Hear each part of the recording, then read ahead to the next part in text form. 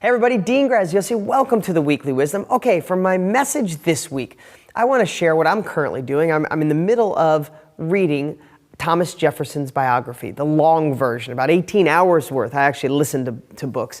And I do that while I hit the gym every morning. And God, what an incredible man and an interesting story. And when you look back, in life, I should say, when we look at our life right now, we think it's the worst times. There's so much going on in the world and crisis and economy and income. But when you look back at his time frame, every era of history has its challenges. But those who can create the right habits and the right beliefs find a way to have an abundant, successful, impactful life. Think about it back then. He had 6 children, only 2 lived because they didn't have the cures like they do today. His wife died when she was 33. It was during a time when they decided to declare independence from England.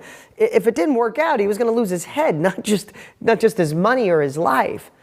While doing all those things and traveling with horse and buggy, we can't even say email. There was no letters. If you wanted to go to Europe, it would take you a month.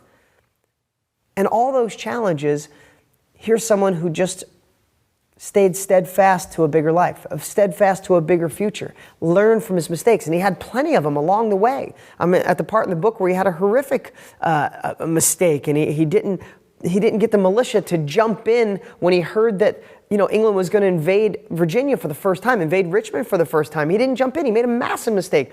He stepped back, learned from it, moved on. But as I analyze this man's life, things don't change. Success habits don't change. Success beliefs don't change. The thought of having a scarcity mindset or an abundant mindset, it doesn't change. Success throughout history leaves clues. It's the same. If you want to take your life to that next level, then you follow these clues. And some of the things I look in Thomas Jefferson's life that got him there are some of the things that I've been sharing for years. And people will buy from you, learn from you, listen to you, and buy, and make changes in their life from you when they feel understood. Thomas Jefferson had the gift of listening to people and understanding where they were in their life and writing letters and talking to people in the way where they go, I get it. Even Thomas Jefferson's foes, his enemies on the other side, understood him because they felt understood. So my message for today is, all the things that I've been talking about, this is my 7th year doing a weekly wisdom for you every week. These are clues. These are success habits, success recipes that if you incorporate them into your life, you have the ability to go to that next level, to experience more joy, more happiness, more abundance, more prosperity. And the thing that stood out for me the most is they asked Thomas Jefferson to write the Declaration of Independence.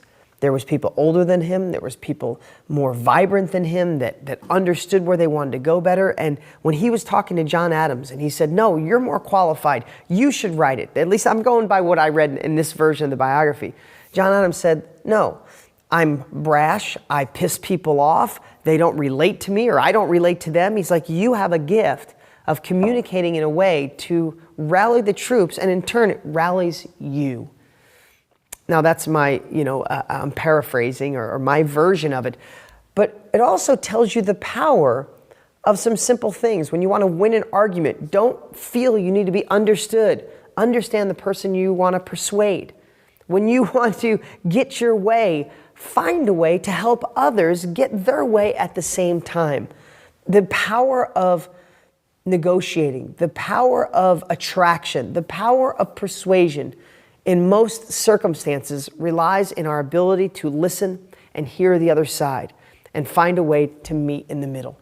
So that's my message for today. Success leaves clues. It's never changed. All of it's there in front of us with my Winning State of Mind course, my Abundance Mastery course, Totally Fulfilled, and some other incredible courses out there. The habits are there. The beliefs are there. You just have to decide, is it time for you to start adapting them one little step at a time so you can look back in a year from now and see that your life has made a massive transformation. I'm Dean Graziosi. Thanks for watching. You can go to deansfreebook.com. That's deansfreebook.com. If you don't have my New York Times bestselling books, you can get 2 of them for free. Just download them and read away. Or if you're at deangraziosi.com, you can go right over here. I'll talk to you next week.